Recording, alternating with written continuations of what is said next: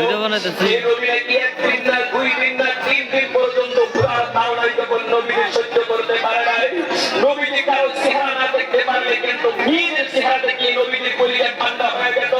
আল্লাহর নবী বলে দিয়েছেন, আমি নবীজি একদিন না, 2 দিন না, 3 দিন পর্যন্ত পুরার তাওলাই যখন সহ্য করতে পারি না, আমি যখন আমার মেয়েকে মা ফাতেমাকে একবার যখন চেহারা যখন ভালো নজর দিয়ে দেখি, আমি নবীজির 3 দিনের পূজা নিবারণ হয়ে আমি নবীজির কলিজা ঠান্ডা হয়ে যায়।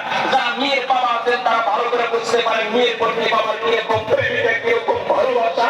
আজকাল লক্ষ্য করে দেখেন নবীজিকে যখন সাহাবীরা যখন বললেন, ইয়া রাসূলুল্লাহ, বুঝতে পেরেছি এখন আমাদের কথা আপনি শুনবেন না, আপনার কলিজার টুকরা মেয়েকে খবর দেওয়া হবে।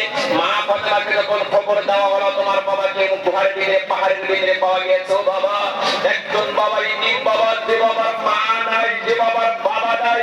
আজকাল এই নবীকে যখন পাওয়া যায় না, তার মেয়ে কান্দাগুলো উঠে গিয়েছে, মনে হয় আমার বাবা জিন্দেগি দুনিয়ার ভিতরে আর দেখতে পারবো না, আমার বাবা মনে হয় দুনিয়ায় নাই।